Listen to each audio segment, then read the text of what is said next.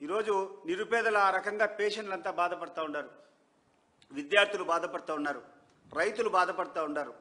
ఇంతమంది బాధపడితే మీరేమో విదేశాలకు అవార్డులు తెచ్చుకునేదానికి, రివార్డులు తెచ్చుకునేదానికి ఆడపోయి మీరు కాలయాపన చేసి దాన్ని తీసుకొని వచ్చి దానికి పెద్ద కవరింగ్ ఏంటంటే పెట్టుబడులు తీసుకొని వస్తాం.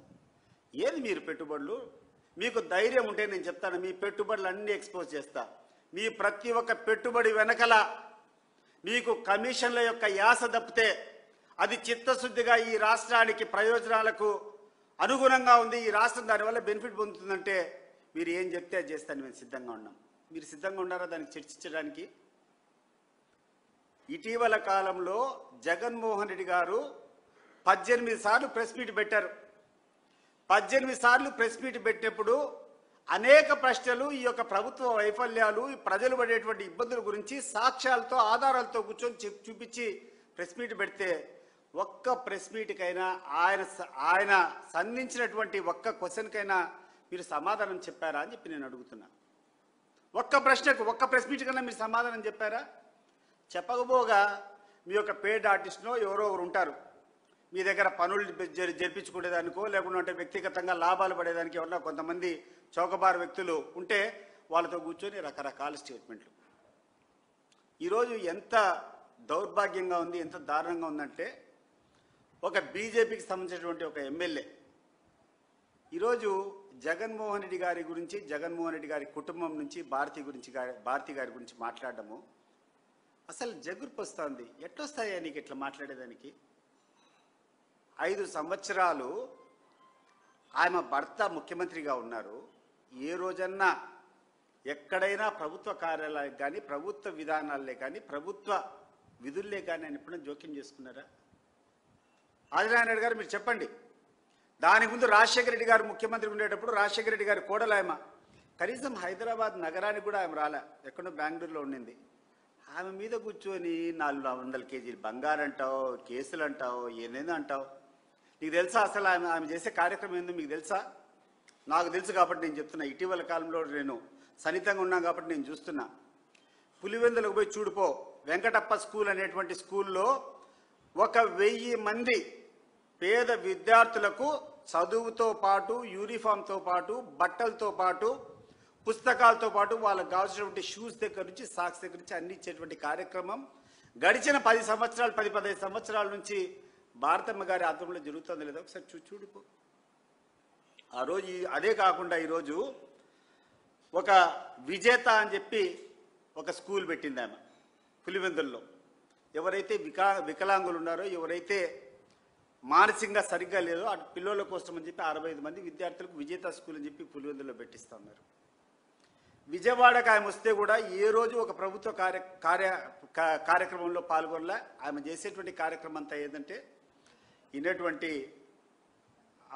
మదర్ తెరెసా ఒక అనాథ ఆశ్రమం ఉంది, ఆశ్రమం పోయి పేదవాళ్ళు ఏదన్నా ఉంటే ఆ పిల్లోళ్ళతో 4 సేపు కాలక్షేపం చేసి వాళ్ళకు మనోధైర్యం ఇచ్చేది తప్ప ఎప్పుడు చేయదు. ఆమె మీద మాట్లాడేటువంటి దౌర్భాగ్యం ఎందుకు దిగజారుతారు మీరందరూ అని నేను అడుగుతున్నా. నువ్వు మాట్లాడుతున్నావు రాజకీయాల గురించి, రా మాట్లాడదాం. ఆదినారాయణ రెడ్డి గారు రాజకీయాల గురించి మాట్లాడుతున్నారు, నువ్వు మాట్లాడాలనుకున్నావు. నువ్వు ఎక్కడ జగన్మోహన్ రెడ్డిని నామరూపాలు లేకుండా చేస్తానన్నావు. మీకు ధైర్యం ఉంటే నిష్పక్షపాతంగా ఎన్నికలు జరుపుకొని కడప జిల్లాలో ఎక్కడైనా కూడా, ఈరోజు నువ్వు జమల్మడుగులో నువ్వు ప్రాతినిధ్యం వహిస్తున్నావు కదా, నీ జమల్మడుగు నియోజకవర్గంతో సహా ప్రభుత్వ సహాయం లేకుండా, సహకారం లేకుండా, దుర్వినియోగం లేకుండా ప్రజా కరెక్ట్ అయినటువంటి పోలింగ్ను జరిపించుకొని గెలిచి ఒక ఎంపీటీసీ గెలిచి చూద్దాం. నువ్వు కూర్చొని జగన్మోహన్ రెడ్డి గురించి మాట్లాడుతాండవు. జగన్మోహన్ రెడ్డి గారి కుటుంబం యొక్క పేరు చెప్పుకొని వాళ్ళు పెట్టేటువంటి పార్టీలో నువ్వు ఎమ్మెల్యే గెలిచినావు. గెలిచిన తర్వాత నువ్వు పార్టీ మారినావు. గెలిచిన తర్వాత నువ్వు వైఎస్ఆర్సీపీ ఎమ్మెల్యేగా ఉండి పార్టీ మారి తెలుగుదేశం పార్టీలోకి పోయి మంత్రి పదవి తీసుకున్నావు. సరే, అక్కడన్నా సక్రమంగా ఉన్నావా? అధికారం పోయినటువంటి మరుసటి నిమిషం నువ్వు పోయి ఆ పార్టీకి రాజీనామా చేసి నీకు ప్రొటెక్షన్ కావాలని చెప్పి నువ్వు పార్టీ మారి బీజేపీలోకి చేరి ఈరోజు కూర్చొని నీ ఇష్టానుసారం మాట్లాడుతాండవు. ప్రజలకి ఏం తెలియదు అనుకుంటున్నావా? నువ్వు మాట్లాడితే ఏది మాట్లాడినా జరుగుతుంది అనుకుంటున్నావా? సాధ్యమైనంత వరకు మీ గురించి మాట్లాడకూడదు అనుకుంటాం. కానీ నువ్వు మాట్లాడేదేంది, నువ్వు వ్యవహరించేటువంటి తీరేంది, నువ్వు బెదిరించేదేంది? నువ్వు నామరూపాలు లేకుండా చేస్తాము, జగన్ ఎక్కడే లేకుండా చేస్తాము, చూస్తాం. అది కూడా రా, నువ్వు ఏదో పెద్ద ఎత్తున మాట్లాడుతుంటావు కదా, అన్ని దాంట్లకు సిద్ధంగానే ఉన్నాం. నువ్వు ఏమేం చేస్తావో, ఏం చేయగలుగుతావో రా.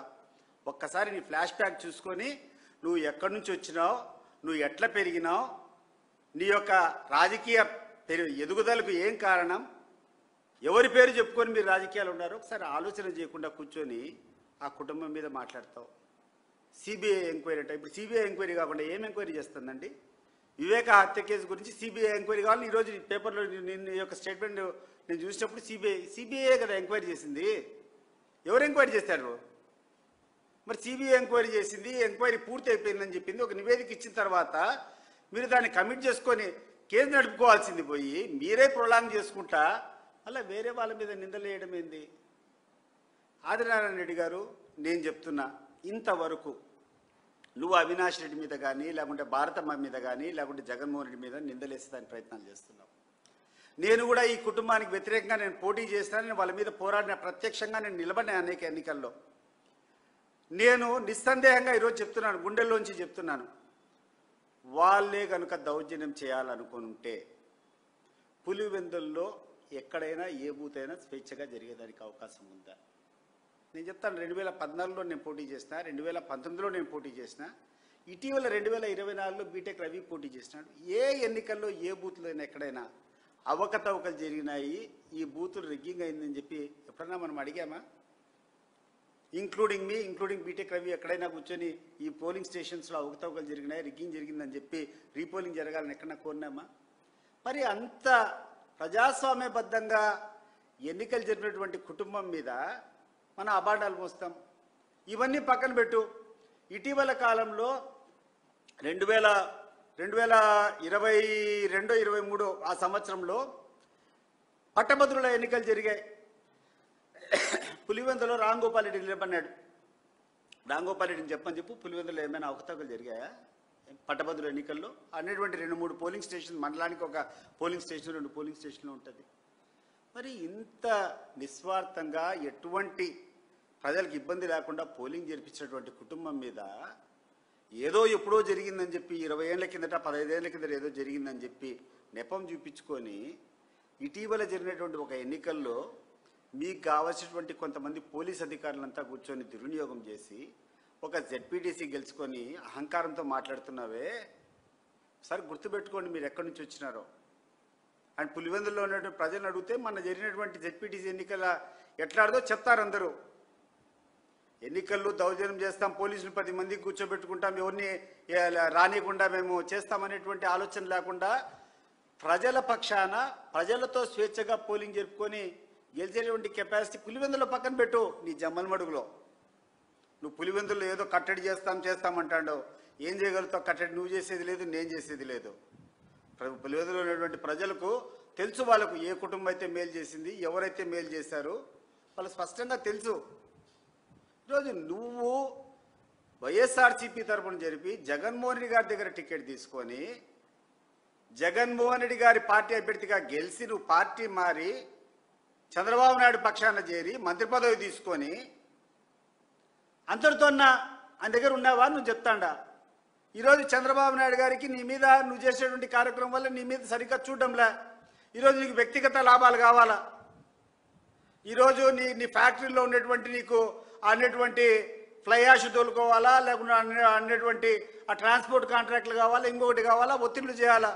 దీనికోసం అని చెప్పి ఆయన ప్రసన్నం చేసుకునేదానికి ఇంత దిగజారి మాట్లాడాలనా అని చెప్పి నేను అడుగుతున్నాను. అవసరమా ఇంట్లో ఆడోళ్ళ గురించి మాట్లాడేటువంటి విషయము? అది భారతమ్మ గారి గురించి మాట్లాడుతున్నావు. ఎప్పుడన్నా ఎక్కడైనా ఏ ప్రభుత్వ కార్యక్రమంలో ఆమె ఇంటర్ఫీరెన్స్ ఉందని ఎప్పుడన్నా చూసావా? కాబట్టి ఇవన్నీ పక్కన పెట్టాలా. అండ్ ఈ తెలుగుదేశం వాళ్ళు కూడా చెప్తాండా, ఎస్పెషలీ పవన్ కళ్యాణ్ గారు కూడా చెప్తాండా, ప్రతి ఒక్క కార్యాలయంలో, ప్రభుత్వ కార్యాలయంలో కూడా చంద్రబాబు నాయుడు గారి ఫోటో పక్కన నీ ఫోటో పెడతాండారు. నువ్వు ఆలోచన చేసినావా? ఆయన చేసేటువంటి తప్పులన్నీ నీ మీద కూడా పడుతున్నాయనేటువంటిది. ఆ రోజు మేనిఫెస్టో ఇచ్చేటప్పుడు మీ ఇద్దరు కలిసి ఇచ్చినారు కదా. ఆ రోజు ప్రజలకు ఇచ్చేటువంటి హామీలు మీ ఇద్దరు కలిసి ఇచ్చింటివే కదా, ఏ హామీ అమలైంది ఒకసారి నేను అడుగుతున్నా. మీకే ఇంత ఇంత దౌర్భాగ్యము ఒక చంద్రబాబు నాయుడుకు మీకు తప్ప ఎవ్వడికి దక్కలే. ఎక్కడే కానీ నిరుద్యోగులకు ఉద్యోగాలు ఇవ్వాలా, మహిళలకు మీరు చెప్పినట్టు 18,000 రూపాయల పథకం ఇవ్వాలా. ఈరోజు గ్యాస్ అన్నారు, మీకు ధైర్యం ఉంటే చెప్పండి, ఏ ఊరికైనా పోదాం. గ్యాస్ ఇప్పటి వరకు సంవత్సరానికి 3 సిలిండర్లు అన్నారు. ఎవరో 3 సిలిండర్లు వచ్చినటువంటి కుటుంబాన్ని మీరు చూపిస్తే మీకు సాష్టాంగం పడిపోతాం. మీరు సిద్ధమా? మీరు దానికి సిద్ధమా అని అడుగుతున్నా నేను. ఏ ఊరికైనా పోదాం. రైతుల గురించి డబ్బులు ఇస్తామని చెప్పారు, ఇచ్చినారా? ఇవ్వకుండా కూర్చొని ఏమీ లేకుండా మీ అంతకు మీరే కూర్చొని విజయోత్సవ సభలు అనంతపురంలో కూర్చొని సూపర్ 6 సూపర్ హిట్ అని ఎక్కడికి పోతాండ్రు మీరు? మీ కాళ్ళకు మీరే దండాలు పెట్టుకొని, మీ కాళ్ళకు వంగి మీరే దండం పెట్టుకొని మీరే దేవుళ్ళు అనుకుంటే సరిపోతుంది. అది ఎన్ని వదిలిపెట్టండి, ఎన్ని వాస్తవాలకి రాండి. ఇటీవల లోకేష్ గారు నువ్వు పోయినావు, క్రికెట్ జెర్సీ వేసుకున్నావు, ఇండియన్ జెర్సీ వేసుకున్నావు, ముంబైలో జరిగేటువంటి మ్యాచ్లోకి పోయినావు. మా కడప అమ్మాయి, మన ఆంధ్రప్రదేశ్ అమ్మాయి శ్రీచరణి అమ్మాయి అద్భుతంగా బౌలింగ్ చేసింది. ప్రతి ఒక్క మ్యాచ్లో కూడా she has contributed for the victory of Indian team. భారత జట్టు నెగ్గడానికి ఆమె యొక్క భాగస్వామ్యం ప్రతి ఒక్క మ్యాచ్లో ఉంది. గతంలో చంద్రబాబు నాయుడు కానీ మీరు కానీ ఎవరైనా ఈ రాష్ట్రానికి సంబంధించినటువంటి క్రీడాకారులు ఎవరైనా ప్రతిభ సాధిస్తే మీరు వెంటనే ఫైనాన్షియల్గా బెనిఫిట్స్ కానీ వాళ్ళకి స్థలాలు కానీ ఉద్యోగాలు కానీ ఇవన్నీ ఇచ్చేవాళ్ళు.